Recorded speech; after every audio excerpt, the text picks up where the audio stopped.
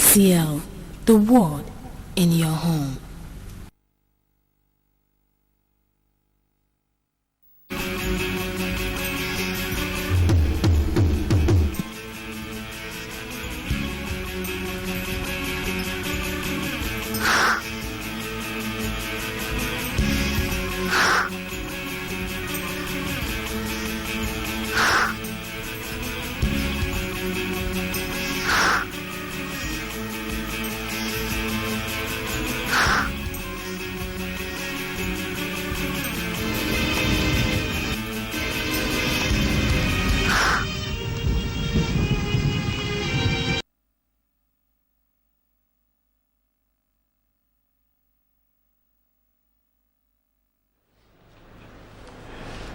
Good morning and welcome to your one-stop breakfast program on MCL TV. Good morning, Abia. Ojoba is my name. This program comes every morning to inform, entertain and educate you. And you know how we do it every morning from the walls of Marvel to the news. Then two segments of this very program, especially the discussion segment that comes to bring a lot of challenge your way. It informs, entertains and educates you. So we've really lined up quality program this morning for your day life. So I encourage you to stay with us for the next 2 hours. You're not going to regret any bit of it. I'm in the studio with Stella. Stella, how are you? I'm fine, thank you, OJ, and of course, good morning, Abia. Thanks for joining us on today's program. I am Stella. All right, let's do it the way we do it every morning, starting with the words on marble. And the words on marble this morning has this to tell us that success seems to be largely a matter of hanging on after others have let go. William Feather. Success seems to be largely a matter of hanging on after others have let go. If you really want to achieve success, no matter the situation, we really need to, keep hanging on, keep pressing hard. Just like we'll always, say in this program that in every dark tunnel lies a success. So whatever you're passing through, whatever you're going through, there is need for you to keep hanging on, and of course believing that one day God will actually make you, receive success. Of course, perseverance is the word. Some say it's consistency. Others use the word endurance. Anyhow you want to approach it, it says you just have to hang on. Hanging on is another way to express it. Even when others have let go, you have to hang on. And you hang on just with the simple belief that tomorrow surely is going to be better than today. And that belief alone keeps you going. Hope, without hope, life is meaningless. So you need to keep hoping and hoping and hoping. And I believe that we're going to get to the end of it. Even when others are discouraged, we just push on. All right, let's advise you to go with that today. Whatever you do, go with it. Make sure that you just have hope around you and it will keep you all through. And tomorrow, you'll be counted as one of the successful people of our time. All right, Stella, is about you for the news. All right, of course, on the news making around the world, Abia State Governor Dr. Okezini Ikpeazu said primary school enrollment has risen to 303,000 from 11,000 in 2015. Governor Ikpeazu started this as a new Agency of Nigeria Forum in Abuja on Sunday.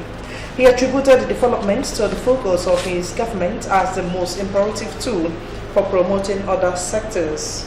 Since assuming office in 2015, he said, and I quote, "We have constructed 303 primary schools and 4 model secondary schools as part of efforts at addressing accessory to and improving quality education," the governor stated. The governor explained that investing in education is a major pillar and one of his mechanisms to increase productivity, employment and competitiveness in the economy. And meanwhile, rehabilitation work on schools in Abia State has extended to Abia Mocham campuses 1 and 2 and Abowe Road schools. The schools are receiving the attention courtesy of the present regime. MCL News crew paid a visit to the schools. The report. Prerequisites for a conducive learning is a good learning environment with standard infrastructure.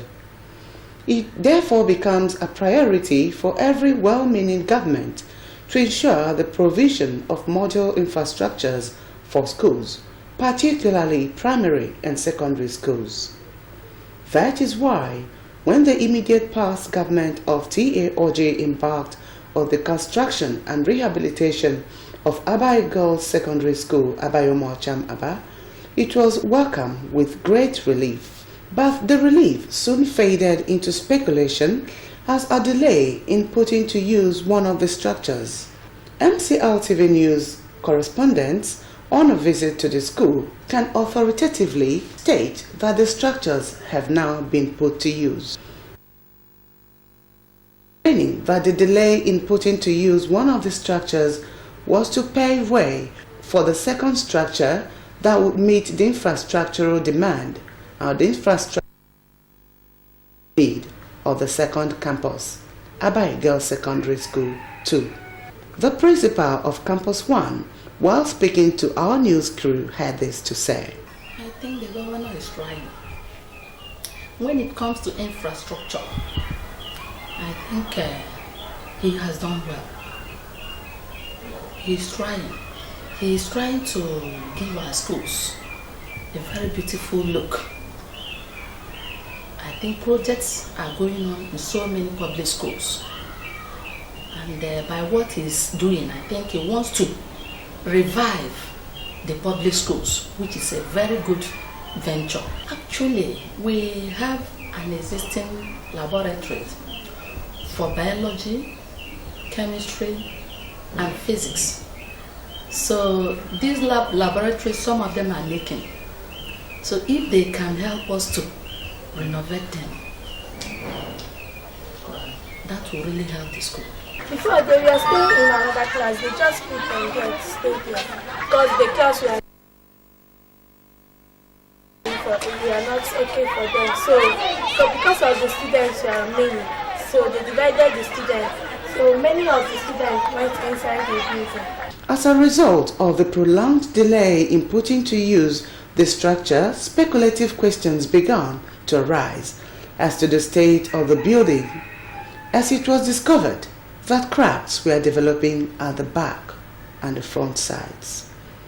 Confronted on these developments, the school administrator and a civil engineer explained the reasons behind the cracks. The nature of the crack is very, very important to ascertain for you to know exactly the structural implications of such cracks. There are minor cracks that are of no significance to the structural stability of a building, and there are ones that are major, like beam wall joint crack or the column wall joint crack. For example, the block mortar crack is a minor crack. It doesn't have anything to do with the structural stability of buildings. It is most delightful to note that these model structures are now fully in use, availing students the much needed conducive learning infrastructure. It is equally noteworthy to state that the second infrastructure is being facilitated by the present administration of Okezie Ikpeazu. It is expected that these same models will be replicated in other schools within Abia State. Cynthia Echeme, MCL News. The embryos in East Foreign Trade Statistics for the fourth quarter of 2018 stated that petroleum products export accounted for 95.58% of Nigeria's total exports in the period under review. Giving a breakdown of petroleum product export, the report disclosed that crude oil exports stood at 3.255 trillion naira, representing 83.22% of the sector's total export. Liquefied natural gas (LNG) exports stood at 416.588 billion naira, while other petroleum gases exports stood at 28.42 billion naira. According to the report, other medium petrol oil accounted for total exports of 12.32 billion naira. Liquefied quantities valued at 12.304 billion naira was exported in the period under review, while liquefied propane and liquefied petroleum gas exports stood at 8.85 billion naira and 4.81 billion naira. The MBS stated that the value of the export trade continues its growth trend, totaling 3.91 trillion naira in the fourth quarter of 2017, representing an increase of 9.4% over the value of 3.576 trillion naira recorded in the preceding quarter, an increase of 31.3% over the value of 2.979 trillion naira recorded in the fourth quarter of 2016. A member of the Board of Trustees of the Hydrocarbon Remediation Project, Mr. Mike Emo, has said that the federal government is planning to engage a foreign firm that would convert wastes from the soon-to-commence cleanup of Ogoni land to electricity. Emo, who is also the national chairman of host communities of Nigeria producing oil and gas, said the cleanup was yet to commence because of the issue of the wastes and the search for a suitable site where it can be dumped for the conversion of electricity. Emo, who is representing oil producing communities on the HYPRA board, said the cleanup is presently at the demonstration stages and a number of companies are already at the site displaying their competencies. According to him, the project was delayed because of issues of locating a site where the wastes can be dropped for conversion to energy. Nigeria's economic recession and challenges in the Niger Delta region, which hampered Nigeria's revenue profile, and the inability of the federal government to include the project in the country's budget in 2016 and 2017.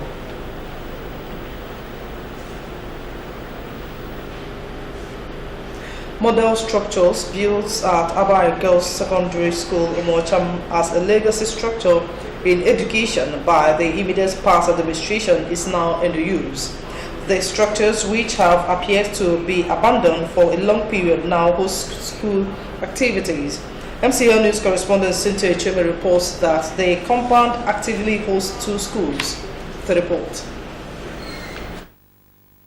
Education is the bedrock of development in every society, and so it is this belief that has motivated the Abia state government into embarking on the wholesome rehabilitation of public primary and secondary schools in the state.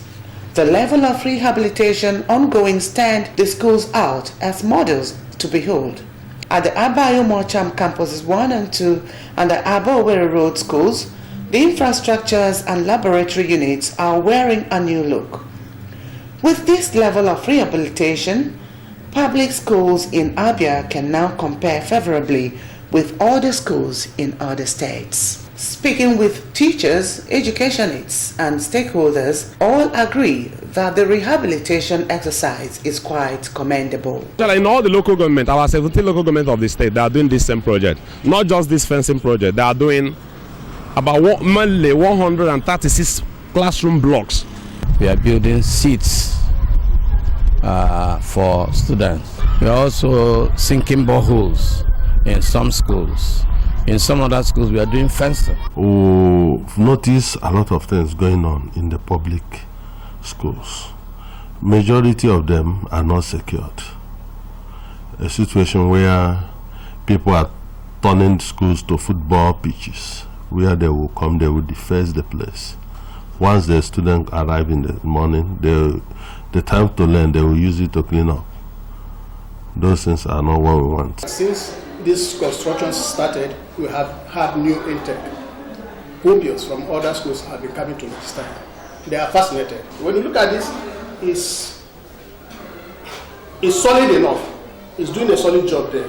So he's living up to his promises. The initiative to reform the public schools is a brainchild of the present regime that has a dual sponsorship, with the Abia state government contributing 30% and the federal government contributing 70%.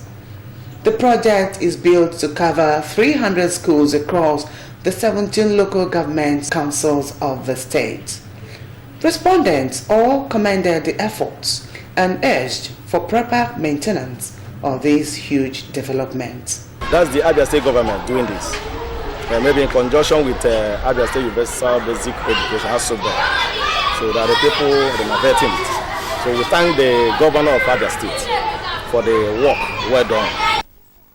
School will be beautiful again, and we will have conducive place for learning. I thank the Abia State government for renovating our school and make it beautiful again. He's doing a nice work in our school. As you can see, so many dilapidated buildings that we have, he has renovated them. The state government has to help us, the ASUBEB has to help us by getting security. It's a matter of deploying the police or deploying the vigilante with the help of this deployment of the police or the vigilante. I believe this place will be well secured.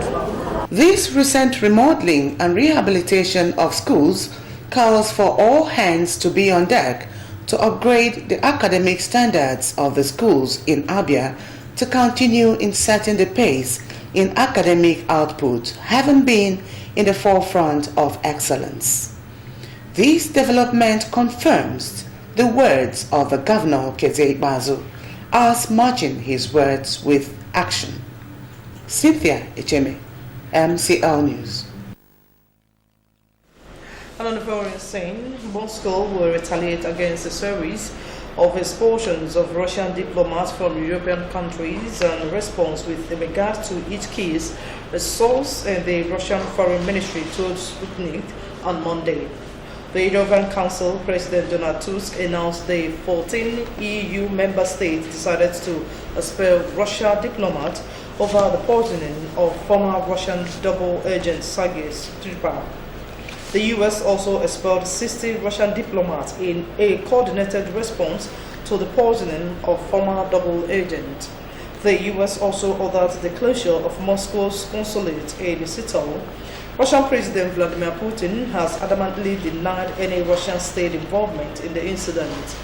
The former spouse, Sergei Skripal, 66, and his daughter Yulia, 33, are in hospital in critical condition after being found unconscious on a bench in the southern English city of Salisbury.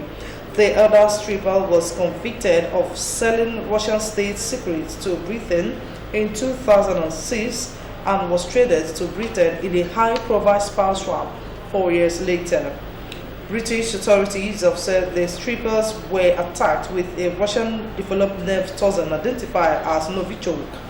Canada is expelling 4 Russian diplomats over the poisoning of an ex-pal in Salisbury, UK prompting harsh condemnation and the threat of retaliation from Russia.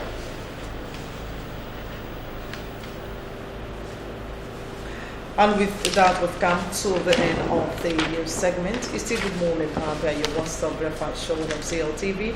It's back to Ojoba to continue with the rest of the program. Ojo. Thank you very much, Stella, for that news update. We'll go for a break. When we come back, it will be time for newspaper review. Still stay with us.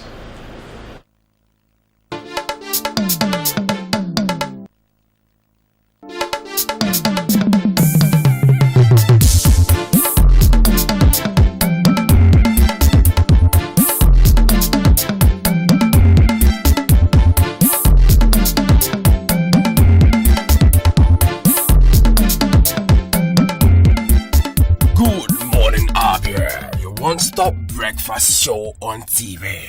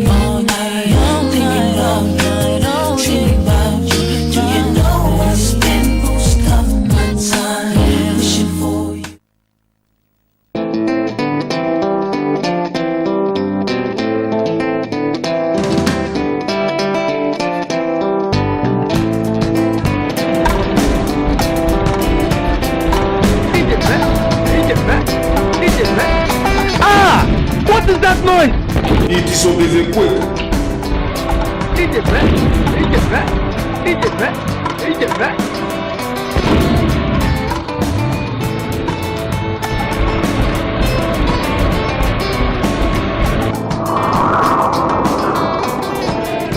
What did they happen? Yeah, now it's in the case.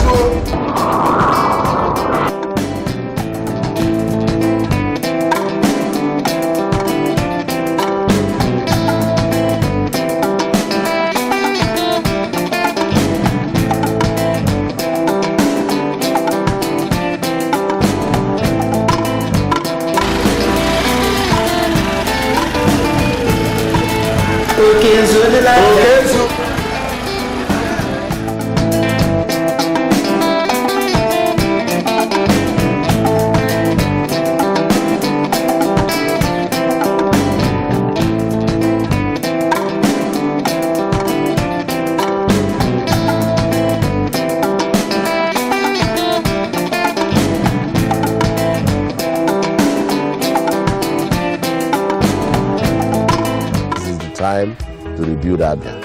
I urge you to set aside our differences so that together we can join hands and build the Abia of our dreams.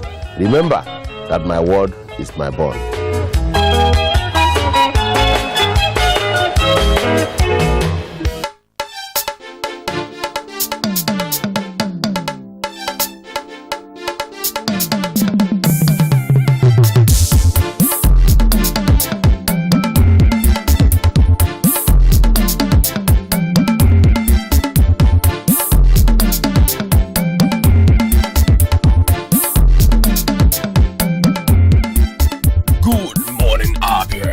One-stop breakfast show on TV.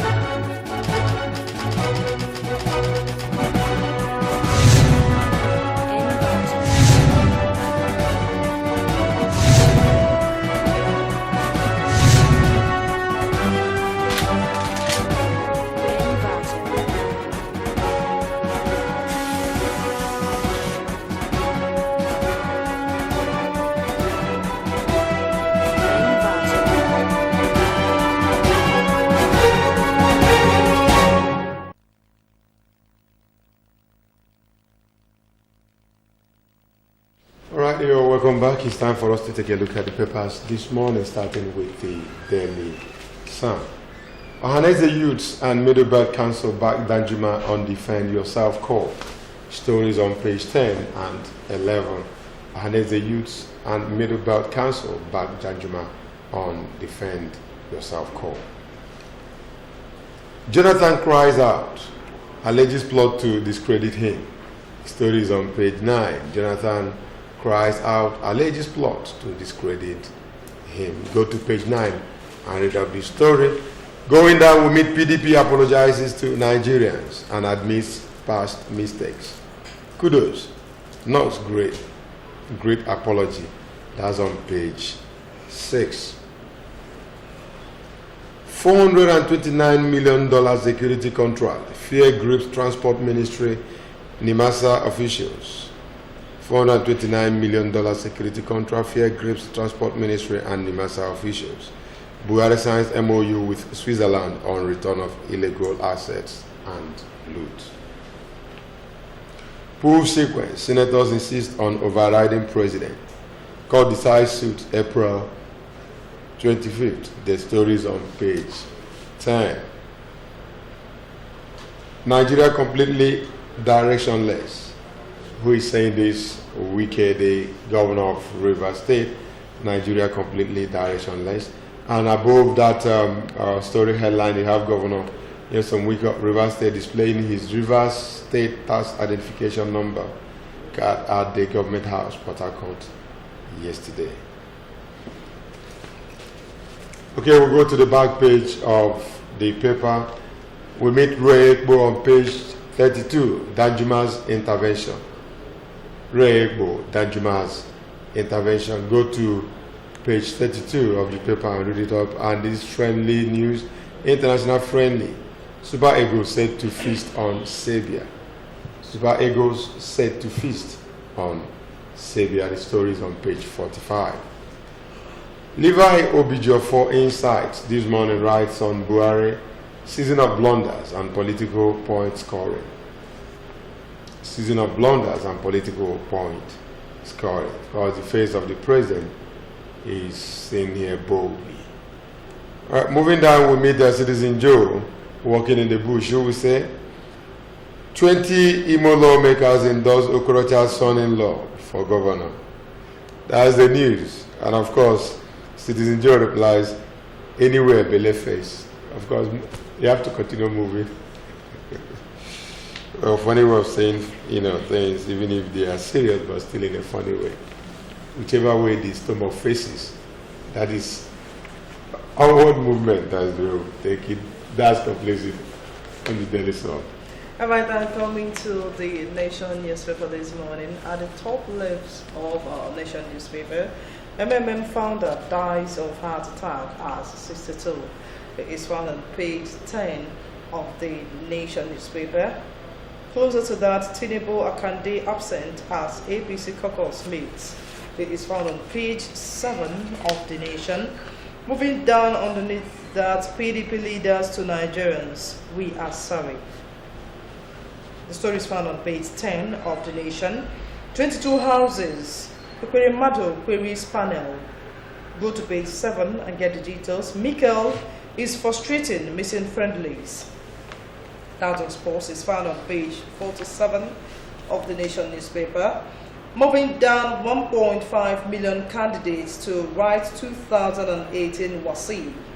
Go to page 10 and get the details. Imo deputy governor still in office is found on page 42 of the Nation. And the major headline says, 130 billion naira loot.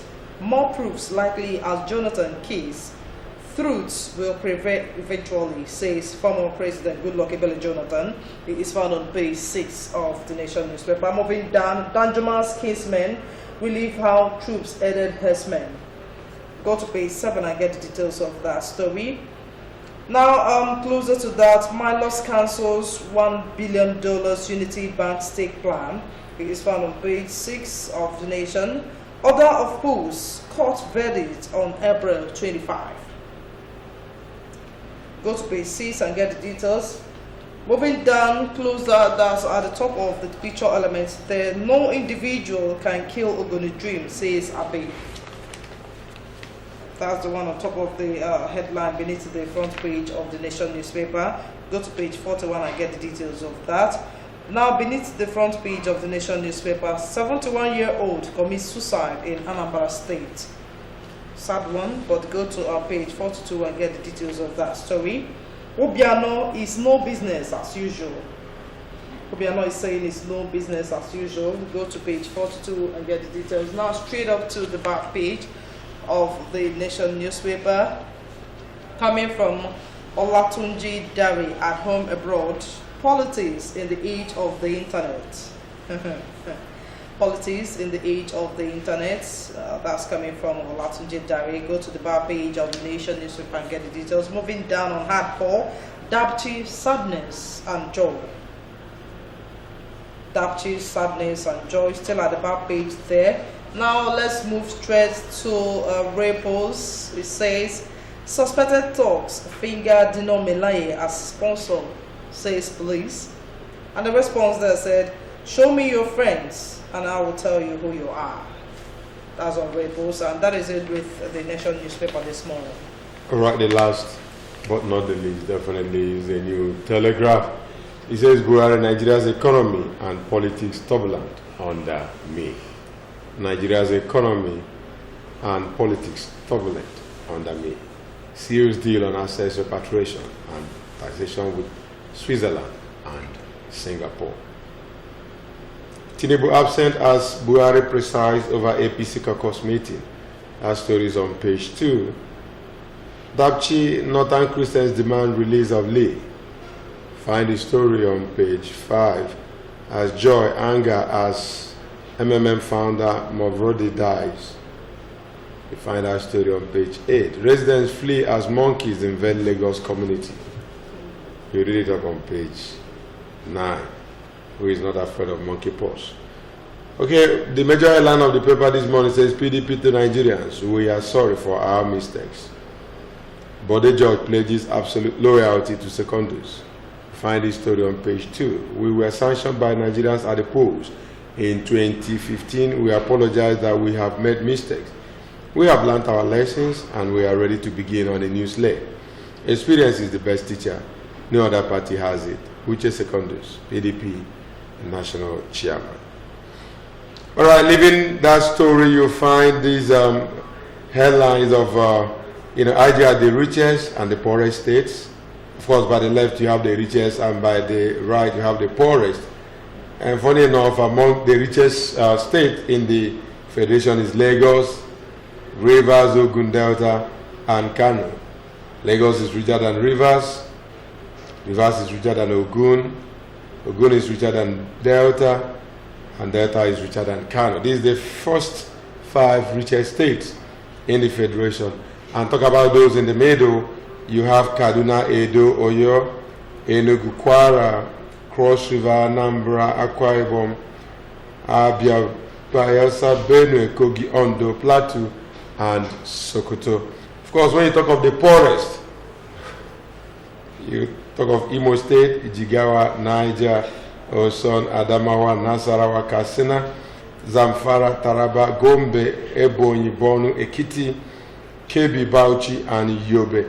Now find out yourself, how it's classified.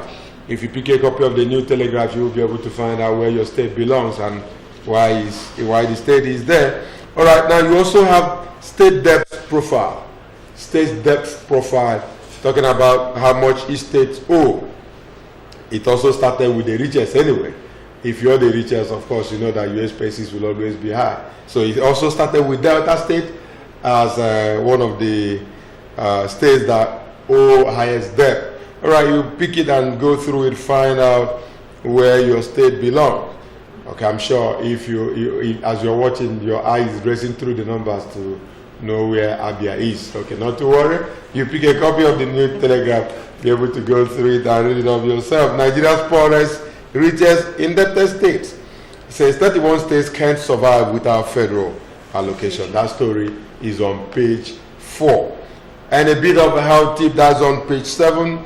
Birth interventions raise higher health risks. Birth interventions raise higher health risks. Well, you should know what that means. Go to page 7 if you want to know more and be able to get these health tips. All right, quickly to the back page of the New Telegraph. We see on marble, it has, to be the best, you must be able to handle the worst. Western candidate, to be the best, you must be able to handle the worst. All right, go to page 37 and read up this sports news. It says, Adegboju to Raw. Try options against Sabia. Try options against Sabia. Of course, that's what friendlies is all about. You try options. Find out those that you feel can stay fit in and have them try to see how it goes. Moreover, we don't have Mikel Obi around, so it's an option for you to try the new ones. T.Y. Danjuma's evocations. T.Y. Danjuma's evocations. Stomach infrastructure. Kasim Afebua. And he has this to tell us just a bit of it. You read up the rest when you pick a copy of the National Daily. He said, General Danjuma is not your everyday man or a public commentator. He is neither a critic nor a publicist. He is never frivolous and flippant when he chooses to speak. He is bold and courageous and stout and oftentimes excessively blunt to a fault. Well, when people like this speak, you can't help but take them serious. All right, that completes it on the New Telegraph and as well as the papers this morning. You know what we do? It's just a tip of the iceberg. As usual, we tell you to visit your vendor and pick any of the national dailies. Read up the stories yourself. Well, Stella, there's so much to read up. So much to read up in the papers this morning. So we encourage our viewers to visit their vendor and pick it up and read. Well, we have to go for a break. When we come back, it will be time for our discussion segment. Don't go anywhere. We'll be right back.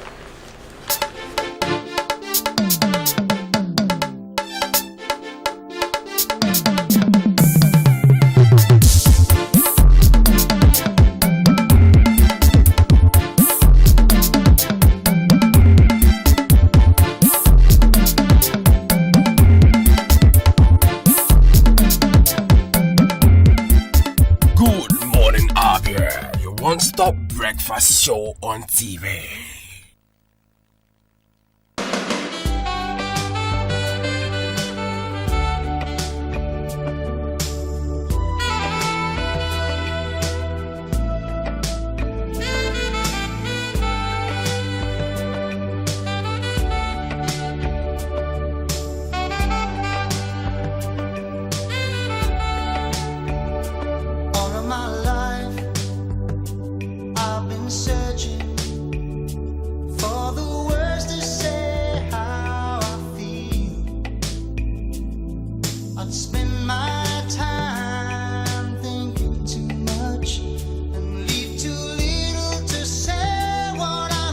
For inquiries and booking, contact Address Hotel and Suites at number 18 Upper Road, Obo Hill, Aba. Telephone 081 000 00895 or 081 000 00896. Address, the pride of hospitality and tourism. Have you heard of Prescal World and Heaven Options Limited? Prescal is a home of direct image right here in Abia. Why go to Lagos or Port Harcourt for your direct image jobs? Come to Prescal World and Heaven's Options located at number 145 Atikube Road, Abia for perfect cover page, journals, magazines, brochures, and flyers. We also offer printing services in digital flex and billboard, window graphics, posters, stickers, heat transfers, ID cards, complimentary cards, monogram, and car branding. Heaven Options offer you entertainment services like event management, ambulance services with well-dignified undertakers. We can also boast of 3 months ordinary program in computer training, 6 months certificate in computer training, and 1 year advanced certificate in computer training. Why not visit Prescal and experience that quality jobs? For inquiries, call 080-33-22-6115, 070-40-24-7196, 070-84-69-8165.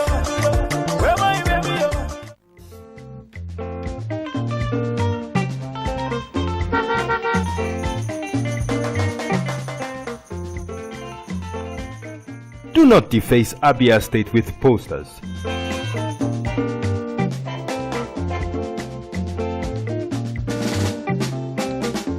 Do not defecate on our streets. Do not litter Abia State.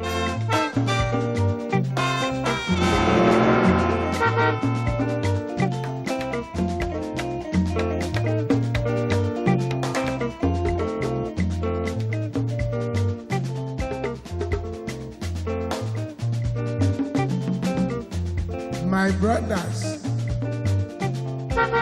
I say wetin man go do for this world where people no go talk. If you chop, Do not urinate in public places. you no chop, dem go talk. Wetin make we do for this world? I say make we dey do the things wey we carry for heart. Na so world want am. Abi no be so? He keep Abia State clean. This message is brought to you by MCL TV.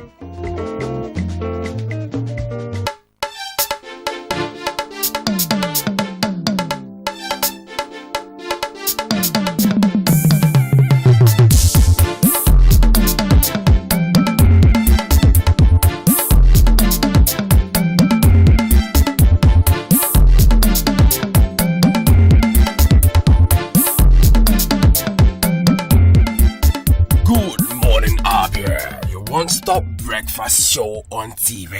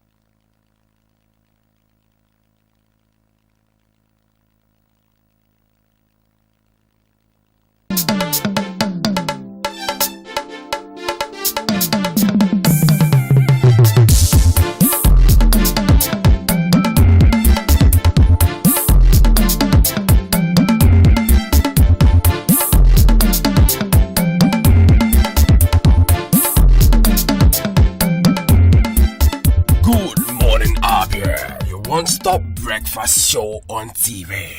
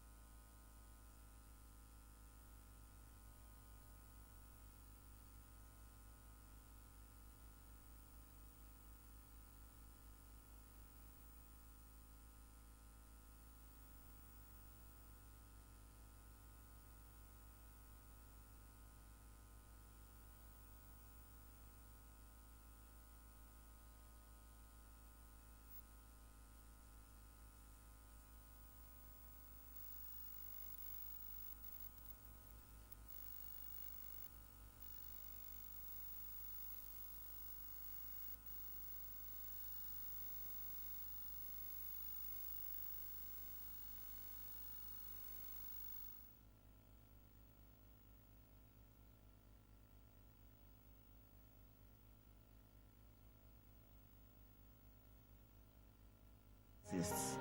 So when minds want to come onto land in rural areas, they go to the traditional leaders, who usually say they have the right to say yes or no.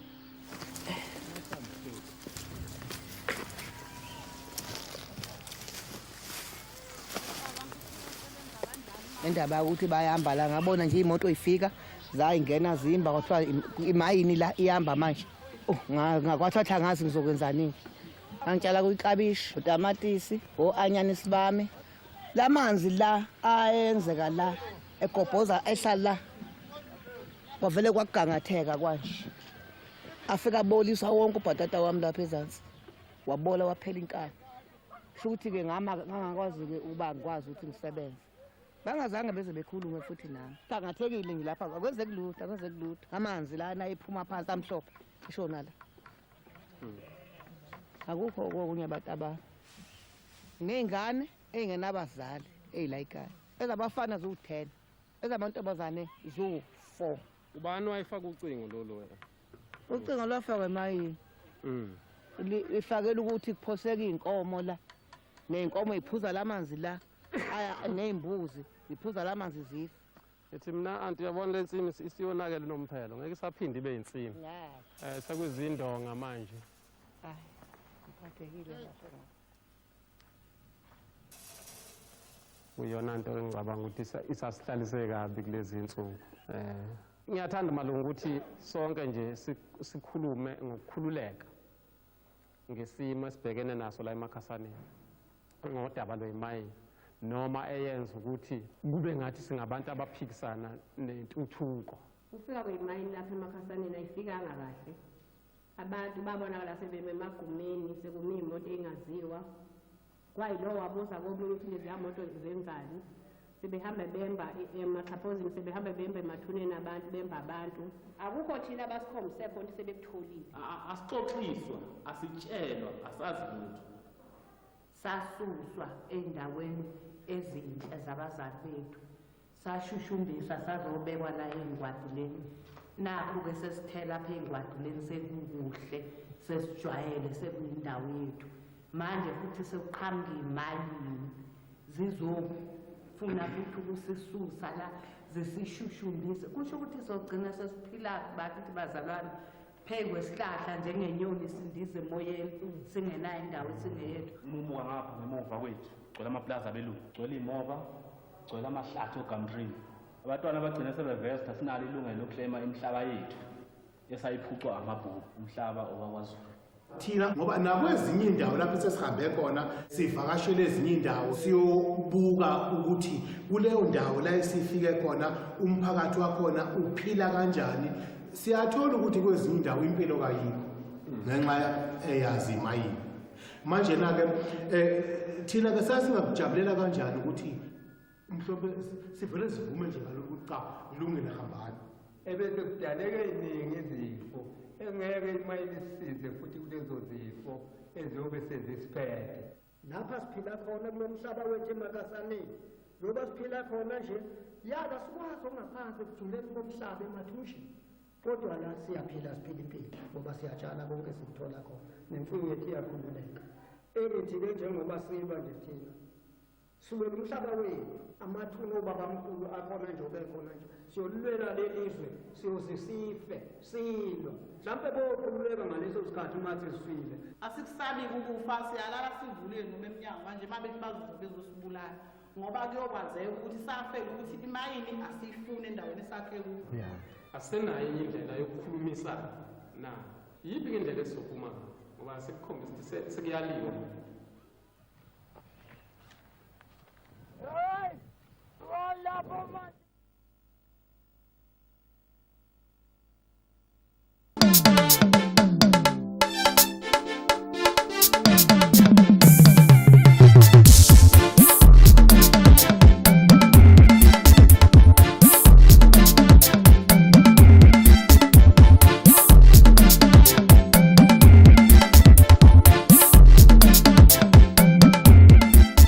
Good morning, Abia, your one-stop breakfast show on TV.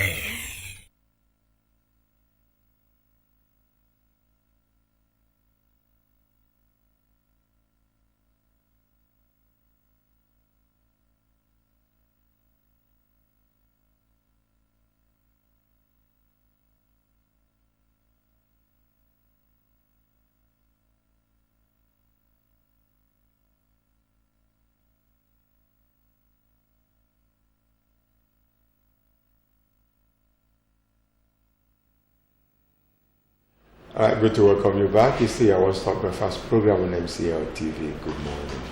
Abia is our discussion segment. And this morning we're going to be centering on the comment of a statesman. Now, there are times when you look left, right, even when you look forward, you want to ask yourself, where are we going from here? Now, the journey of any sort begins with calculating the mileage. You need to ask yourself where you are, how long it's going to take you to get there. Perhaps to the cities you have to cross before you get there, and the people you will encounter as well. Their hostility and their hospitality will also be considered. In any journey, there is always a beginning, there is an end, but in between, so much is seen. Some traffic jams, a whole lot of them. But at the end, I want to say, thank God for Johnny Mercy. We will be able to say that in Nigeria, given all that we've been having for some time now. Last week, retired General T.Y. Danjuma came out with a statement that for some days now have really been shaking the press and the society. Everybody is saying his or her own part of that very statement. A man felt that the lives of his people is being challenged, and so he said, arm yourselves against all these attacks. Everybody should be able to defend himself.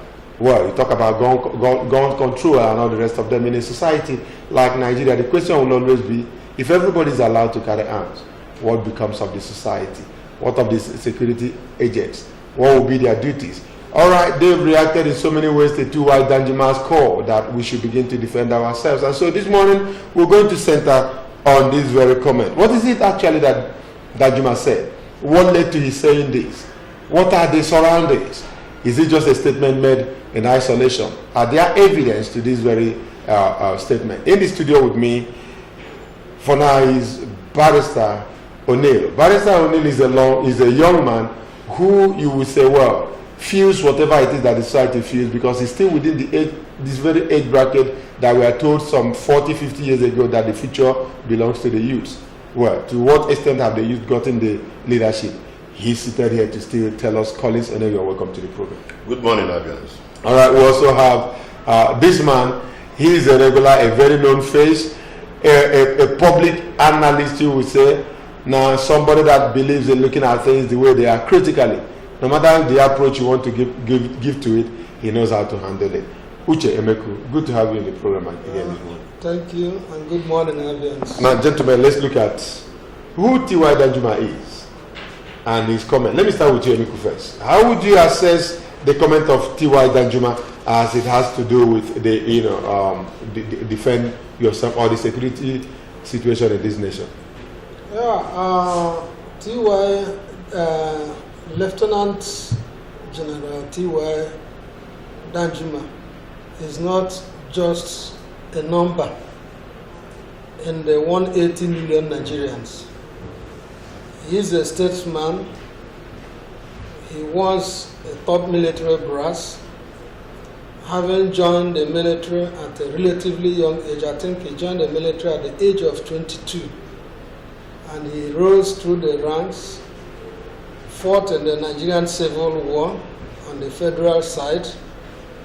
And as a matter of fact, he was, the soldier that led the other soldiers that killed Aguiyi in a battle.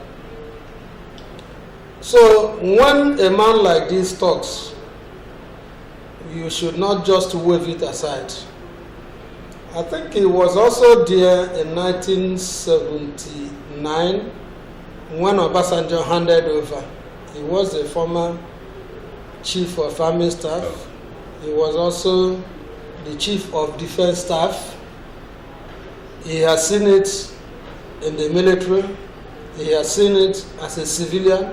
He has also seen it as one that says his opinion when it matters most. There is one thing about Danjuma, he's not a noisemaker. He takes his time before he makes a comment. And when he makes a comment, when you look at that comment, you know that it is something that is worded that people should, those in government, should listen to, because after all, he has also been there. All right, now, before you just made a statement, you said he's not one that given to free talks. Yes. He's not flippant. He's one that is very calculative. Now, Collins, look at this man, T.Y. Danjuma. Look at what he represents in the nation, and tell me what weight his comment will have on the people. Well, just like the public analysts have said, T.Y. Danjuma, I think I have not heard him say anything concerning the political terrain of Nigeria for quite a long time. So that he is not a man that is given to so many talks. He's not, like you said, flippant. He's not really a flippant man. But the fact is this: I think there's this saying that if the wise refuse to speak, the cause of injustice will prevail. So I think before a man of that status decides to say something of that nature, he has seen so much of injustice. He has seen so much of killing, massacre, that his conscience, even if his conscience stricken, can no longer take it. So, and come to think of it, this is a military man, and he's telling you that there is a collusion. Okay? So he knows if the military, as a military general, he knows if the military wants to ward off an impending attack, they can do that successfully if they want to do it. But he is looking at the situation where they are not willing to do it, like a case that happened in Plateau, where they took them to a primary school. They took the indigenous to a primary school with the hope of trying to protect them. All of a sudden, they left them there. When these persons, the herdsmen were coming, they left them there. They massacred all of them right in the primary school. So, this was what happened in Plateau State. That one was seen very clear. So, if he is saying that there is collusion, the fact that he's coming up to say that there is collusion is long overdue, if you ask me. If I'm a retired military general, he has the might. He has he has what it takes, the military intelligence, to know when there is collusion between the military and the intending intruders. So it's not a statement that should be swept under the carpet. No, not swept under the carpet. Emeku, it's an outcry. You might call it one man's outcry. But Danjuma can't just be seen as one man. Yeah. Like, if given definition, it's just not a number. He's somebody that, has said it all. You've mentioned all that he's been able to do, or that his achievement in the military and in the civilian reign. Now, for a man of such status, coming out to make such statement, how is the military supposed to view it before they acted? Yeah, I believe the military should have, sat back, analyze what he has said, and then try to do self-searching or soul-searching among the officers. And then investigate certain of the allegations, or move quietly as one of their own, and find out, get more facts from him. Because Danjuma, remember that this thing is also happening in this local government, that's Takum local government in Taraba State. Remember that he is always in touch with the local government chairman. He's also in touch with Darius Ishaku, the governor of that state. He has a lot of information at his disposal. And remember, he is also a philanthropist. I think not up to a month ago, he built a maternity home and donated it to the people of his community. And so I believe that he has a lot of information. So the military should not have been hasty in the way they have reacted to this issue. They should have investigated. Again, the military should also have respected him as one of their own. Even though he is retired, I believe he's even in the reserve list of the military. And so Danjuma also saying these things, calling for self-defense, is not a criminal talk. It's not a hate speech. He's not trying to incite anybody. But what he is saying is that you have the right, even under a democratic atmosphere, under any communal gathering, you still have the right, just like we are here now. If any person comes in here to slap me, I think if I got the premonition in time, I should defend myself. And even the criminal code does not work against this. The penal code that they practice in the north also does not work against that. And so the thing is that he has only, given a voice to a seemingly docile situation by saying, please, everyone should defend himself. It's a clear call. It's not a situation of asking for anarchy. Again, you also notice that what he has said is not outside the law.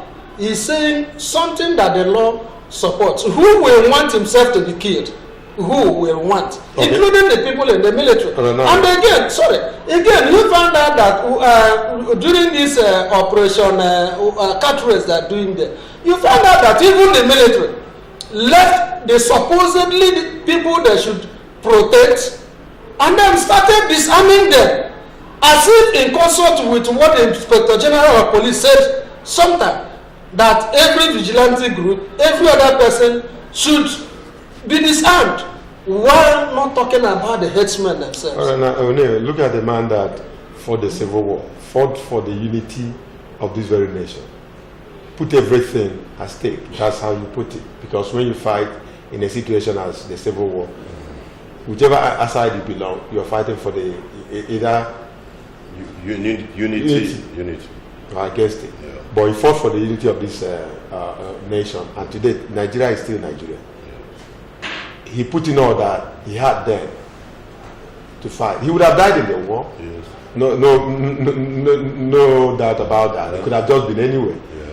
And look at this same man that feels oppressed in the same nation he fought for his unity, coming out to say, no, this is not the way you should go. Now calling for self-defense. Imagine at the point he reached in the fight for unity of this nation, and look at him now calling for self-defense.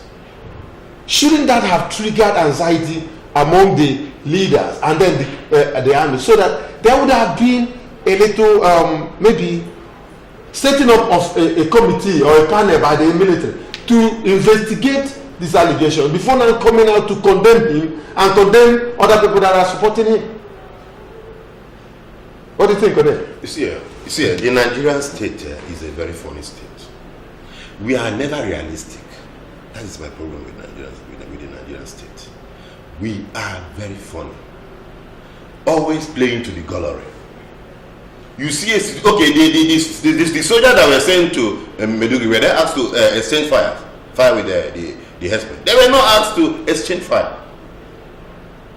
So you are to disarm someone that has arms, and you are not meant to exchange fire with the very person. So how do you get the person? You see, we are really very funny. You see, when you look at the statement of Dan Juma, you see, even when you try to marry with the law,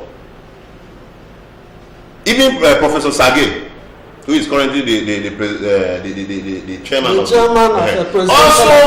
also spoke in support of this is a professor of law. Also spoke in support of that. The laws are there. Section 286. He said when the attack is unprovoked, when the assault is unprovoked, that is to say you have done nothing that merits the attack on you. You have not done anything to have occasioned the attack on you. I don't know if I get an unprovoked assault on you. The law says you have a right to self-defense. Okay, a lot of people do say that it's farmers and herdsmen clash. How? It's never a clash between the herdsmen and the farmers. Do you know what? You are in your community doing your peaceful farming. They came, not that you are dragging land with anybody. It becomes farmers and herdsmen clash if there are boundaries between the herdsmen and the farmers. They left all the way from whatever to your own community and start destroying your crops. By the time you say don't destroy, they start killing you. And in some cases, they don't even go to that point. They just come with the intent to eliminate. And so you call that farmers and herdsmen clash out. It is just a well calculated attempt to eliminate a certain people. So it's no herdsmen clash. You see, the laws are there. You say self-defense will avail an accused person where there is an unlawful assault unprovoked by the person. You have not done anything to cause that attack on you. All of a sudden you have been attacked. So when the military, they are saying he has said something that could result to anarchy, you see, they are being psychophantic. They are not real. You stand, someone comes to kill you. I have one video here where they were killing, where they killed a colleague of an army right in Meduguri. The army officer had his gun and was crying over the death of his friend right there in Benin. He had his gun and was crying because they couldn't do anything. And you call that calling for a state of anarchy? How? The law, section 34 says, on the 9th, it says, no man has the right to take the life of another except when it is pronounced by a court of competent jurisdiction. And some persons are there killing others on an unjustifiable circumstance, unprovoked assault. And you are saying that they should not defend themselves. All right, the call by T.Y. Jajuma for self-defense. It's actually what we're looking at this morning. We'll go for this very break. When we come back, the line will now be open so that you viewers at home can join us in this discussion. Don't go away. We'll be right back.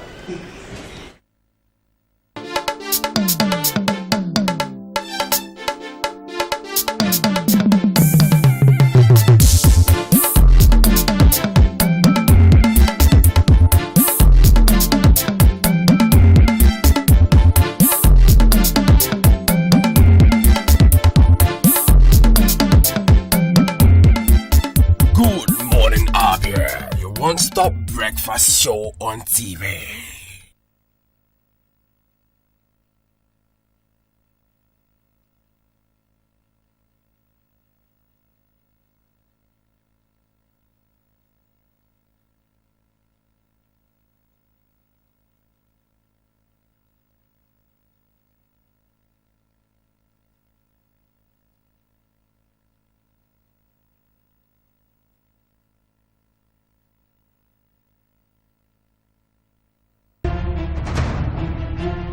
Chukwu na-enye ka nri onye ọbụla. Chukwu na-enye ka nri onye ọbụla. Ọ na-enye ka ndị ọrụ bekee na-eri ikpege n'ọnwa n'ọnwa. Ọ na-enye o, ọ na-enye o, ọ na-enye o. Hello, my name is Buchi. Keep watching MCL TV and don't go away. Aye, God has given you victory. Aye, He has given you victory. Aye, God has given you victory. Aye, He has given you victory. What's up, people? It's your boy E-Ben, ministering to God's children, and you're watching MCL TV. Don't touch that dive. Peace. I love you. MCL, the word in your home.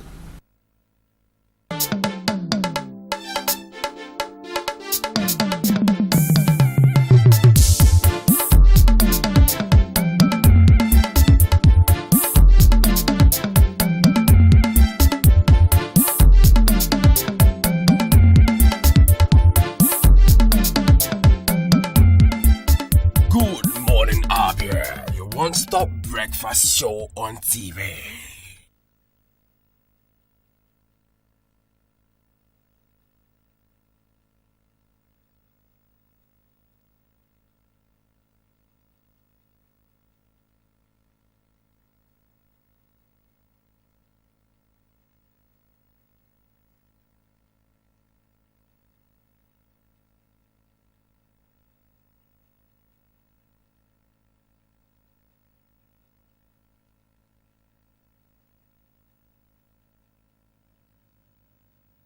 Welcome back. It's still the discussion segment of your one-stop breakfast program on MCL TV. Good morning, Abia. We're still looking at Danjuma's comment and Barrister Collins O'Neill, Comrade Uche Meku, and we've been joined by Barrister S.A. Duru to continue to look at this issue. Duru, you're welcome to the program. Thank you, Mr. Moderator. Welcome, viewers. Now, sorry I'm late. No, well, it's okay. It's good that you're here to join us. If you look at Danjuma's comment, it's one that has generated a lot of ripples. Most people said Danjuma's comment is coming at a time when the nation is still sitting at a crossroad. Now, sometimes I ask people, what is the meaning of crossroad? My simple definition of crossroad is a road where it's like cross, the shape of the cross. Yes, sir. Is either you're taking right or you're taking left, or you're still going forward, or you choose to go back. That's a crossroad. Now, for a nation to be at a crossroad, what is our choice? Are we looking at going forward or turning left, right? Of course, when you get to that junction, some people will be taking right, some will be taking left.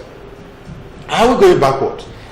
We've been able to establish who Danjuma is. Of course, if you're going to tell us a little, about Danjuma. Now, for a comment as that to come from a man such as that, it's very highly rated. Okay. Thank you, sir, for the opportunity given. I have to let the cat out of the bag at once and record my most sincere opinion that Danjuma is one of the pillars of Nigeria. In fact, I don't see any difference between Danjuma, Lieutenant General Olusegun Obasanjo, this Muhammadu Buhari. In fact, even Danjuma belongs to a league that is superior to the president. Danjuma was there when the first military putsch, which brought in failed coup, which was wrongly labeled as Igbo coup. But it was not an Igbo coup. It was only 2 Igbo personalities were in that coup. The rest are Yorubas, the rest are from other tribes. That time when they labeled the Igbo coup, the 1966 coup, Aguiyi-Ironsi, that brought in Kaduna Zogu coup, which brought in Aguiyi-Ironsi as the head of state. It was called an Igbo coup. It's not an Igbo coup. Danjuma was there. In fact, Danjuma was the direct assistant, one of the direct assistants of Aguiyi-Ironsi. It was Danjuma that killed Aguiyi-Ironsi, that collected his staff from him and slapped him. It was this T.Y. Danjuma that did that. When the government of Jack Gowon came, he played a massive role in that government. A government, successive government. He was a minister of defense, chief of defense staff, chief of general staff. Danjuma was also once a minister of defense under the Obasanjo dispensation. So they are the ones that own this country. But it's good that wind is blowing now, so that we know that the Reverend Father is wearing a trouser. They were the people that orchestrated the mayhem that was unleashed on the Igbo Eastern Nigerian group during the Igbo secession. They killed Igbos, they maimed Igbos, they did all sorts of things and believed in one Nigeria. We are singing the mantra of one Nigeria. Now, where is it today? I'm happy that these things are happening in his lifetime. Even in his own local government. In his lifetime. Under his nose, in his local government. Now, that's why he's crying. Have you seen how it is when another person's corpse is being carried? You will say, it is a bundle of firewood. But when they carry the corpse of your relation, then you start crying. That is exactly what is happening now. What goes around comes around. And that is where we are now, at the crossroad. According to a jurisprudential writer called Julius Stone, he calls it leeway of choice. Nigerians are on a threshold of leeway of choice. How will Nigerians choose? Never a time in the history of Nigeria have we been brought to this kind of crossroads that we're having now. A person, if you're pursuing a man and he runs to his home, then he is safe. But for people to be killed, maimed, destroyed in their own home is really abominable. The right and instinct of self-preservation is the first right. You could kill the whole world to save yourself, because everybody wants to live, and you have right of choice. Right to life is a constitutional right. Once a right is elevated to the level of constitutionality, it becomes a powerful right that any other action, any other law, any other move inconsistent with the provisions of the Constitution is, to the extent of that inconsistency, null and void. How can somebody die in his own kitchen, in his own backyard, in his own farmland, killed by his own brother, killed by a brother in one Nigeria, and we're here hallucinating? It's a shame, very despicable. What Mr. Danjuma has said on General, I don't know what it is too little, too late. Too little, too late. Too late. Too little, too late. You look at the situation. The Japanese people failed to attack America because they knew every American is armed to the teeth. That was what pulled the Japanese out of the idea of attacking America. So every Nigerian is supposed to be armed. And we're right for that, Emeko. Now, this call for self-defense comes in different shapes and formats. When you want to talk about self-defense, some could use AK-47, some will use the barrel, some will use all sorts of things. Cutlass. And you can use anything. Of course, you have the right to match it in your home. But to what extent do you use it to fight somebody that has the gun? Is another thing. What actually do you think? What do you think Danjuma meant when he said self-defense? Like we can defend ourselves. Yes. And we begin to look at that too. Haven't looked at the comment. Let's look at self-defense. Yeah, what he meant by self-defense is that you have the right to preserve your person. You have the right to protect your property. You have the right to defend your family as a man. Because one thing that God did not allow man, to control is another man. He said, look at all these things that I have created. Have dominion over them. God never said have dominion over man. And that means that even God recognizes that we have the right to our own life. And when Cain killed Abel, God asked him a question. Very big reproach. Why did you do this thing? Why is it that the blood of your brother is crying unto me? You see, when you take this thing to a very high level, you find out that one of the reasons why we should be alive is that we need to be alive to praise God. A dead man cannot praise God. And so God allows you to defend yourself when you are in danger. Now, when Danjuma called for self-defense, he's also saying that even with the gun you have, even with not assault rifle in this case, no, because you have light and heavy weapons. The heavy weapons cannot be in your house.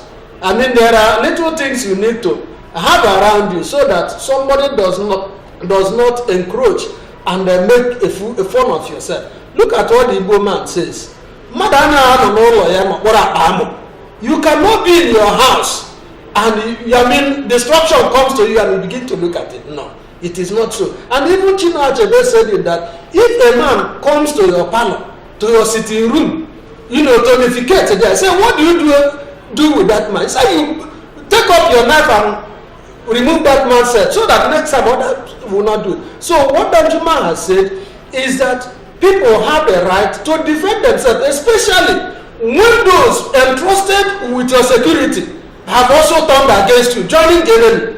So what do? You count the security men as your enemy, as well as the headsmen as your enemy. And again, when you look at this thing, you find out that there is a sort of ethnic cleansing going on. I'm looking at self-defense. Yes. I'm not going to that. We will gradually get there, if not in this program today, in other subsequent programs. But we're going to take it bit by bit. Let me come to your name. Look at self-preservation is the first law of nature. Yes. Everybody knows that. Yes. Constitutionally too. It's a constitutional right. You have to also protect yourself. It's a constitutional right. Now, what does the law say about one protecting yourself? Because Danjuma have called for this self-protection, and everybody is crying. The army is reacting. The executive is reacting. And each time you mention it, is like you've entered the dead zone. The military said civilians carry arm and face the rod. It was everywhere yesterday. Carry arm and face the rod. So how do we look at this and that very first law of nature? Okay, you see, before that came into play, if you look at section 2 of the criminal code, there's something it says. It tries to define what an offense is. Has the state not committed an offense of not being able to take care of its citizens or her citizens? It says definition of it says an act or omission which renders the person doing the act or making the omission liable to punishment. Omission, that is, you fail to do what you ought to do. Okay? Has the state not failed to do what they are supposed to do? That the state has committed an offense by failing to do what they are supposed to do to protect life and property of citizenry. Okay, so that is why that failure now necessitated the call for self-defense.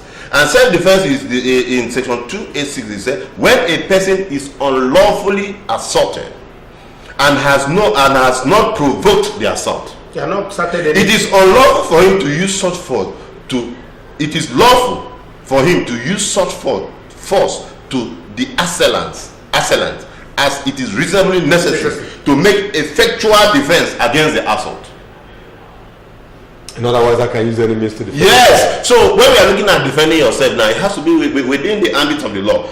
Licensable guns, like we know that dog barrel is licensable. It's not a prohibited firearm. Then pump action is also licensable. And then gun. Okay. Then gun is also licensable. You can carry. Cutlass is also licensable. So we should protect ourselves within the licensable light arms. Okay. So in fact, there was day I was talking with one person. He's also in the force. He said one time, area commander. He said, "Do you know that every home is due to have a pump action, not even a dog barrel?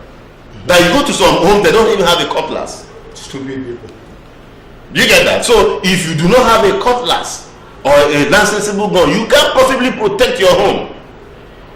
Okay? The law is that the Nigerian army ought to protect the nation from external aggression. While the police ought to protect the people from internal invasion. Yes, internal. Okay, so are they able to do that? So there's an offense here. Committed by the state. By the state. So as simple as call it spade is spade. The definition of offense as it is in the criminal law, section 2, says that the state has failed to do what they have failed to do, has omitted. There's an omission on the part of the state to protect it. And that omission is conspiratorial. That omission is conspiratorial. That omission is calculated. Yes. All right, viewers, at this point, it would be nice you join us in this discussion. The line is going to be on your screen any moment from now. That's the number to call and be part of this program. As usual, your name, where you're calling from. Ask your question or make your contributions. Danjuma's comment is what we're looking at. Now, Barrister Duru, now say this calculated. I want to come back to you, Barrister Duru. You did say something in your intro. Yeah, you use it any means you want to address it. But you made a sensitive statement when you started. You said sometimes when offense is to one person, it's as if there's no offense. There's nothing. But when it's to you, it becomes something. Okay, like we've seen it in this very case where even the local government of Danjuma was attacked. That means his kitchen was attacked. And then, apart from, do you think this young man is being selfish or he's actually having the interest of the nation at heart? Because it was just because there's been this attack all this while. It is a what? And now he has gone into his own. Are you not saying that we should wait? Should everybody wait until it gets to us in our various communities and local government and states before we can begin to speak? And we have a lot of statesmen in this nation. Mr. Moderator, thank you for this question. In fact, it's $1 million question that has been begging for answers. Infraction of a right of one is infraction of a right of all. Injury to one. Everybody has a right to live, right to life, right to decent livelihood, right to personal liberty, freedom of movement in anywhere within the country. These are all constitutional rights. It was Immanuel Kant, a German transcendental idealist, who defined law as an aggregate of conditions under which the arbitrary will of an individual may be combined with that of the rest under the general inclusive will of freedom. It was the three contratarians, Hobbes, Locke, and Rousseau, which gave the modern theory of a state, where we have a state of anarchy, bellum omnium contra omnes, of war against each and against all. That individuals say, no, we are tired of these things. Let's come together, form a civilized society where we donate all our rights of self-preservation to the state, a determinate human superior who will in turn protect us. That is the basis of the modern state. In Nigeria, the basis of the modern state is destroyed. We are invited back to the state of nature, where everybody takes up arms and defends himself. Section 286, 287, 288 of the Criminal Code gives you a right of self-defense. An important one is here is the 288. If you are attacking my son, a minor who cannot defend himself, then I can take over his right of self-defense and pursue you. Read the above as a state and the authorities everywhere. This country has failed to protect the right to life of citizens. Citizens should not sleep. He who sleeps over his right loses the same. Equity does not aid the indolent. So we have to take our destiny by our hands. Coming from T.Y. Danjuma, it came too late. He waited until his kinsmen were slaughtered before he was able to talk. And that was why God took that slaughter to that direction, so that he will know what it is to feel pains. And Eric, you've been in the public domain for some time now. You feel most times the pulse of these people. Each time I talk with you, I see a man that sees virtually every aspect of human existence in one piece. You told me this morning that your organization is making a whole lot of effort in this direction, in the human abuses that have been going on in this very nation. Now, to what extent do people take some of these things before? Each time, okay, let me rephrase it. Each time we talk about developed countries. The developed countries fly just from nowhere and became developed. Didn't they pass through a process? What activated that development or the process of that development? At what point did their mind got so developed that they can face things like this head on and overcome it? In this nation, we seem to be naive. People don't want to come out and fight for their rights, say things. Lack of political will.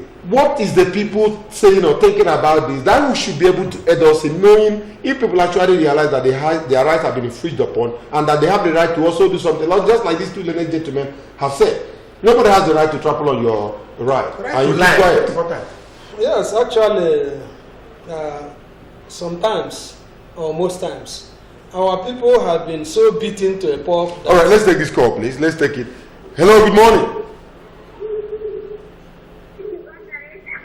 Hello, good morning. Hello, good morning. Good morning. Well, please, this is serious business we are doing here. If you're with any child in your home, don't allow them to call into this program, please. We want to hear your voice. We want to hear the adults talk to us. This is a nation that we really need to fight together to protect. So if there's anything you want to tell us, call, tell us your name, where you're calling from, and let's have it together. All right, go ahead, David. So what I'm saying is that people feel bad about these things. Nobody feels happy. But the problem is that most people will not want to come out to talk, especially in the southern part of this country, and I'm talking about specifically the southeast. Maybe because of the war we faced, because of the ethnic cleansing that has taken, that has been taken to the domain of the Igbo man. I am just saying, yes, I'm just saying my mind now. Is it just about the Igbo man? Yes, let me tell you. What about those in the middle? Yes, I'm coming. When right. you take now, let me also take it from you here. You come back, please. Let's have this call. Hello, good morning.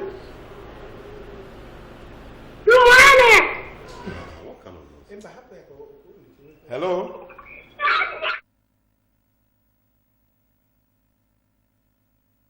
Have a program and then allow children. Well, it's not kiddies program at the right time. It's one of the programs that is for children. You can call in children.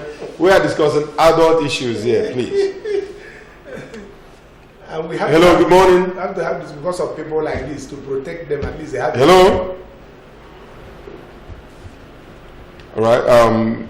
Please go ahead. So, people are not happy. When this issue started, why I said this is when you get to way back in the 1940s, you find out that a problem happened in Lagos, and the Igbo man in Kano and Zaria, they were killed. When the issue of the coup came in, the Igbo man was killed. They were singled out. Even the Igbo men that were serving this country in the military, they were singled out and shot. In their barracks? In their barracks. There are too many. When you even the Matetsema, riot of 1980, even of 1992, and when you go down, you find out that the casualty tilts heavily against the Igbos. Now, and because of this kind of situation, the Igbo man ran away from the district. Remember, even Fashala had to dump some Igbos across the river Niger, and nothing was said against this. And the Igbo man now began to, they became unnecessarily docile. They now began to feel that if they say anything, that they will, that they will pay heavily with their lives. And then nobody wants to talk. That's enough for silence. Is that what you're saying? Not what I'm coming. All right, let's take this call. Hello, good morning. Hello, good morning. Good morning and welcome to the program. Yes, I'm calling from Abia. My name is Ali Bushi. All right, you're welcome to the program, sir. Yes. The comment Banjo made is a correct statement. Everybody have a right to defend himself. Are you hearing me? We can hear you very well. Go ahead. Yes. But the statement is too late for him. Too late. Really too late. Hello? Yeah, we can hear you. Yeah, he said he made the comment late. Too little, too late. That's what I said when I came in here. Oh, sorry, we lost that. Please do call back. Yeah, but what he said is that it was a late call for him. But go ahead. So, with time, a lot of people began to fear. But then, the human rights group have been saying, like my own group, the Enter Society, and even the Southeast based, civil rights organization, we have been saying, but one thing again, we found out that even the press, the media, refused to take what we had been saying.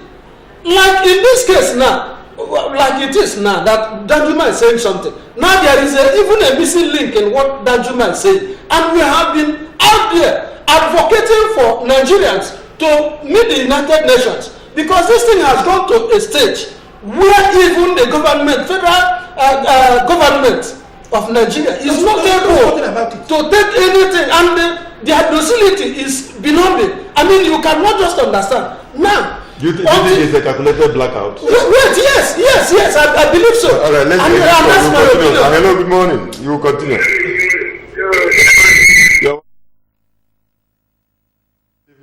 Thank you very much. Hello. We can hear you very well. Good morning. Good morning, sir. All right, please, when you call in, turn down the volume on your TV set, go straight to your question or make your contributions. We really want to hear you this morning. So it's important you turn down the volume on that TV set. Once we welcome you to this program, kill the volume and let's hear what you have to tell us. Yes, so, what we're saying, but the caller is back. It will be nice to take it. Hello, good morning. Hello? All right, go ahead. And so we said that the missing link is this. Since Danjuma has come into this thing, what makes him not to believe that United Nations can help by calling United Nations so that there will be an international inquiry into this thing. Remember the way Sudan went. Remember the way Rwanda went. Somalia and all the rest of them. You don't have to wait until these people begin to do this thing, because the only way you can get an altruistic view of what is happening in Nigeria is when the international community comes in to really see the thing. After all, I think it was last year or year before last, it was this same Danjuma attacking Nnamdi Kanu and the IPOB. But you remember that I think either March 14th, 2014, that Nnamdi Kanu also said, look at the unfolding agenda. Look at what is happening, that these people have been, made to kill all of us, that we will remain decided, they will have to disarm all of us, and this thing is coming. So the thing is this, people are so afraid that some of us who believe that it is only God that gives life and takes life will always begin to talk. We have been talking, but the media has also joined the conspiracy by not hitting the matter. And sometimes when you come on air, let me come. There is something you don't, unless you don't want me to talk. You don't have the whole time. You don't have all the time. And they will say it is a farmer herdsman clash. That's the only thing you will hear in the farmer herdsman clash. How can there be a clash between two unequal persons? A clash presupposes two equal persons may be having a minor squabble over an issue. But this is where this one is a deliberate, calculated. How can two children be struggling over a rabbit and you collect it from one child and give it to the other without hearing the other child? But when they are struggling, who does it belong to? No, let us assume the property. The rabbit is let us assume it's rest on yours. It doesn't belong to anybody. Two children are struggling over a rabbit. Then, as a judge, you come in to see what's the problem? Say this rabbit. You collect it immediately from the one holding it, give it to the other one that is empty-handed, and tell them to go. Have you been a good judge? All right, now when you you look at this from that very from that context. O'Neill, you did say something off camera. You said they call it farmers herdsmen class. That's the only thing. You said you were farming and they came. Yeah. Now, herdsmen have a right to to the forest to feed the cattle. Yeah. Now, does farm become a forest as well? So how do you? I want you to say to the hearing of everybody what you meant by that statement. I think yesterday Buhari launched the Food Security Commission or something. Food Security Commission, it was on there yesterday. When you talk about launching food security, you are saying that you should encourage farming. How do you know?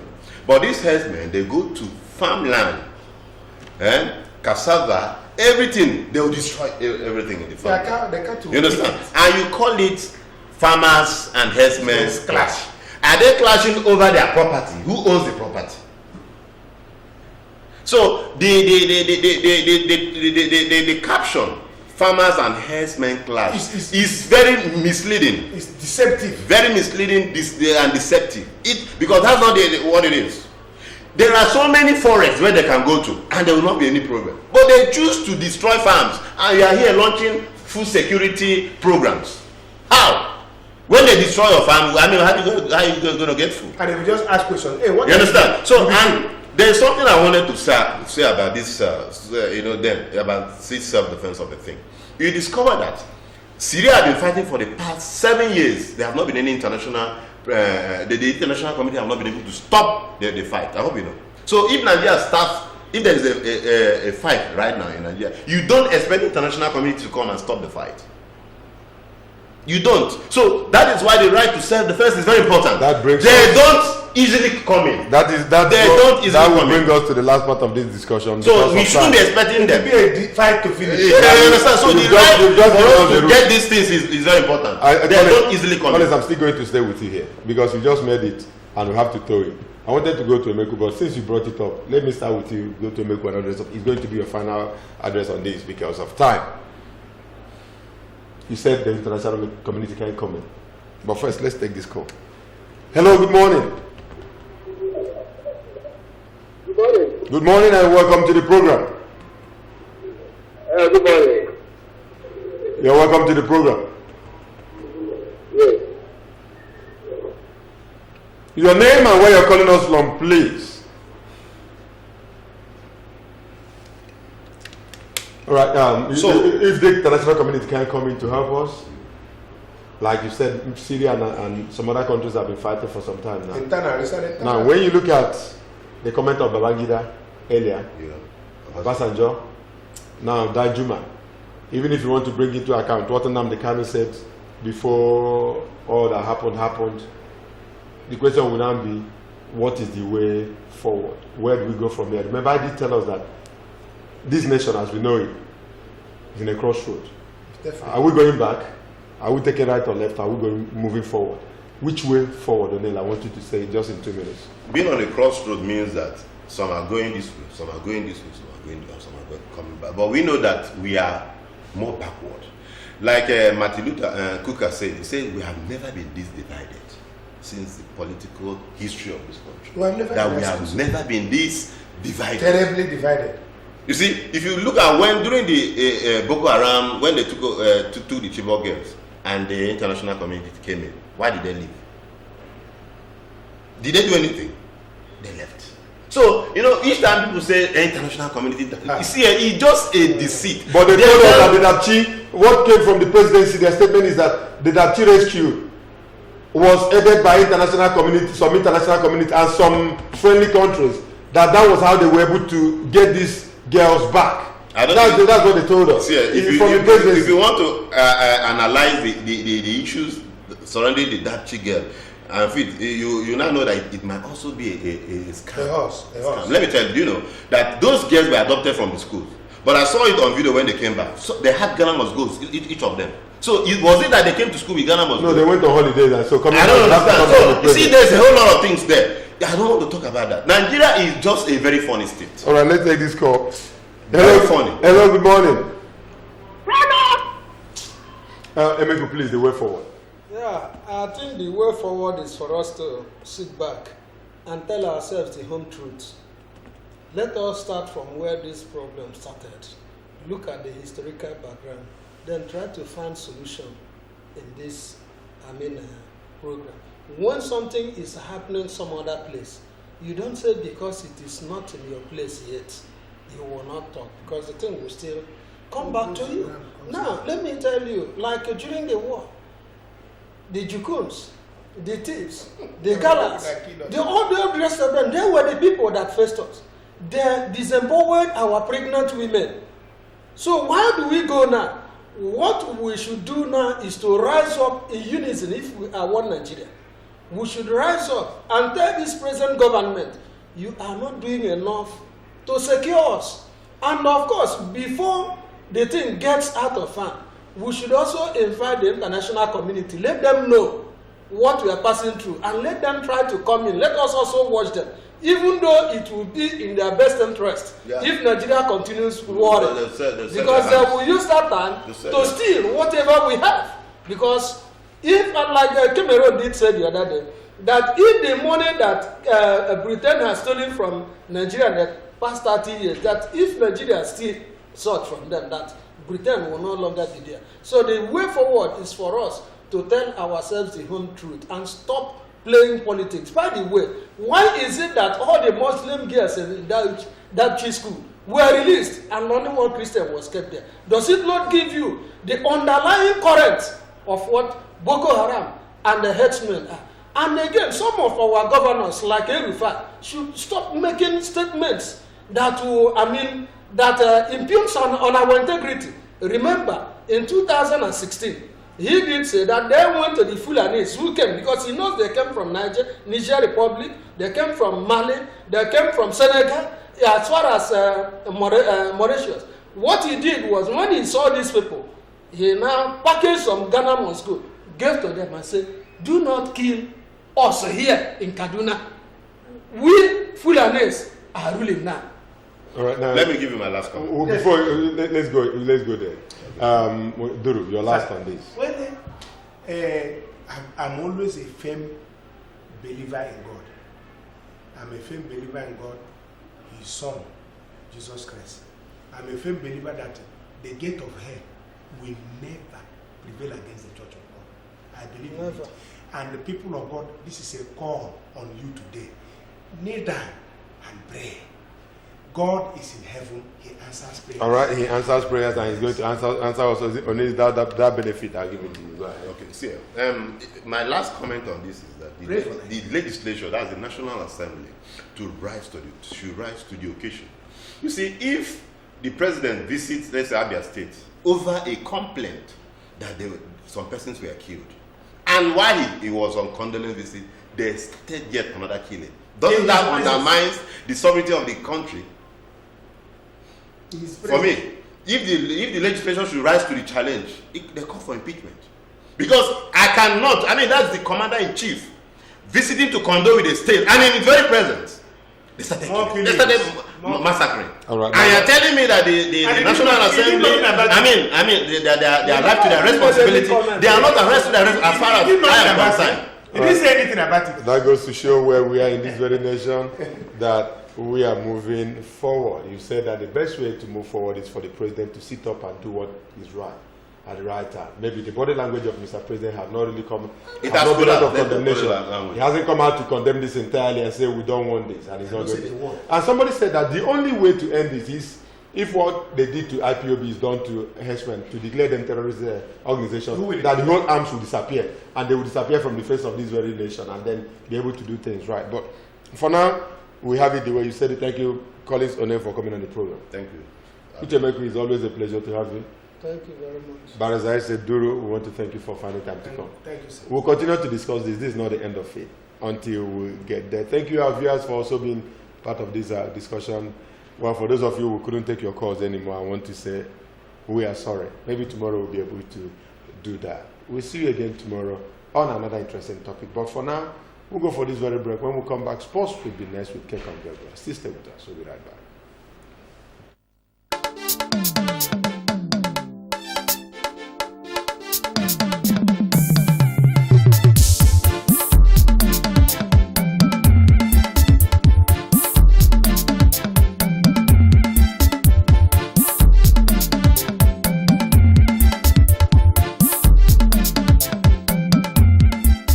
Good Morning Abia, your one-stop breakfast show on TV.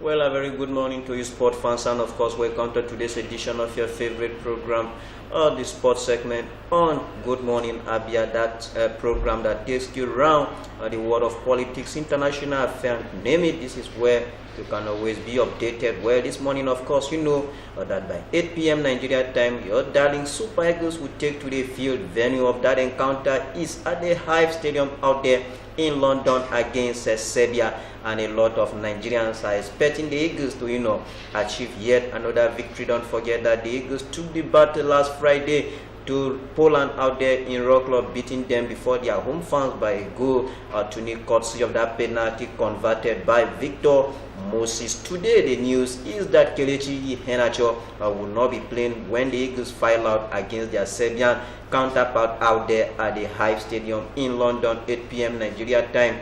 One man, it's also in the news this morning. His name is Jonobi Mikel. Mikel is really being frustrated by his inability to be available for Nigeria 2 international friendly matches. We also have for you today that the ticket for today's encounter between Nigeria and Serbia, according to the organizers, is going, the sales online is going to end by 2 p.m. Nigeria time. So if you want to watch the Eagles 8 p.m., you definitely have to buy your ticket before it is 2 p.m. Nigeria time, where we go over to our first story this morning, where the news is that Super Eagles and Leicester City striker, of course, you know that man, like I told you, Kelechi Iheanacho, will not be part of today's friendly when the Eagles take on their Serbian counterpart out there at the Hive Stadium in London. Team manager Kenneth Roy, confirmed to newsmen yesterday evening that the forward, has fractured his hand and will not be able to feature in today's encounter. Don't forget that Nigeria will be missing a whole lot of players in the likes of Ginekere Tabo, Jonobi Mikel, and the likes will not be available when Nigeria takes on Poland. And the latest addition is Kelechi Iheanacho. We wish that man speedy recovery so that he can get back to the field of play, and of course doing that which he knows how to do best. Away from that one now, we still talk about the Super Eagles, where the captain of the Super Eagles, like I told you, the name is Jonobi Mikel, has expressed his sadness over his inability to feature in Nigeria 2 friendly matches. Don't forget that Mikel was missing when the Eagles took on the red and white of Poland, and he will not be in action today when Nigeria take on Poland, Serbia out there at the Hive Stadium, home ground of Barnet FC. Mikel, who plies his trade with Chinese club Tenjin Teda, has not been able to sort out his visa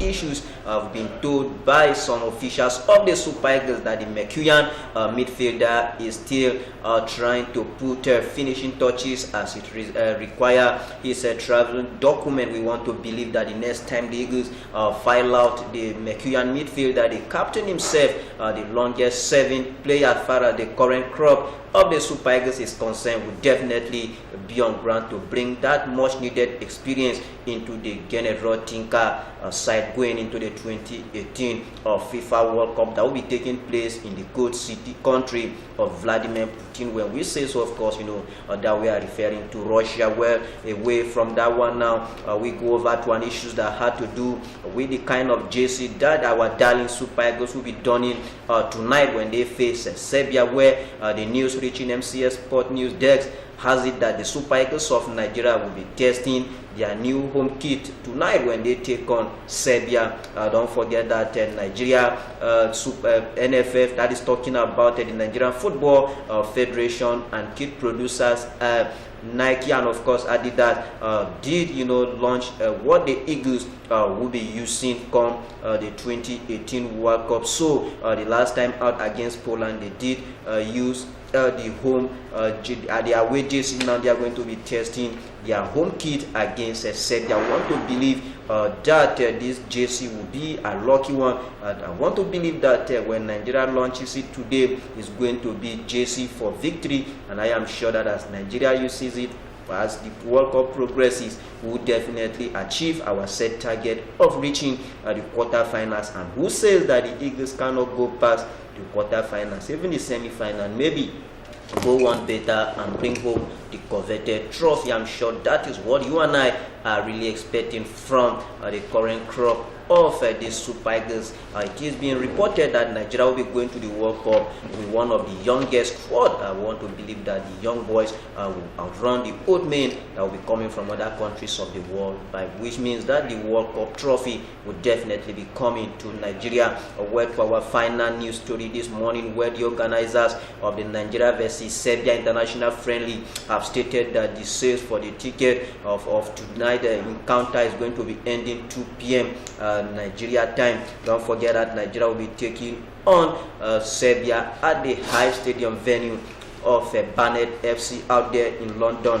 I've been told that that ticket is going to be ending 6 hours to kick off. I've been told that some of the ticket sale prices stand at about 9,000 naira for adult, and of course 5,000 naira for juniors. So if you want to watch that game, you have to part with a whooping sum of about 9 and of course 5,000 naira for you to cheer either of Serbia or of course Nigeria. Don't forget that Matic, Nemanja Matic, who plays for Manchester United, will be featuring prominently for his country, that is talking about Serbia. We also have one of Chelsea former player, that is talking about Branislav Ivanovic. This man is also from Serbia. So if you are looking for names, I think Serbia has got it. So we are expecting an explosive encounter when both teams lock horns out there at the Hive Stadium, where the General Tinka boys continue their unbeaten run. Time and only time will definitely tell us where.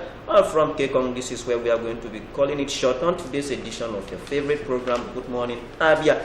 God's willing, as this program returns tomorrow, Kekong will always be on ground to bring you up to speed with the latest happening from that part of the war, whether or not dull moment. But I will not leave the studio without telling you that for you to be a champion, you have to fall down and pick yourself back up. And when you do so, your fans will definitely make way for you. Well, thank you very much, Kekong, for that sports update, and a million thanks to you, our viewers, for being part of this morning edition of the program. I hope you've enjoyed every bit of it. All right, we'll come your way again tomorrow, same time, same station. Until tomorrow, we just want you to go out there and be the best you can.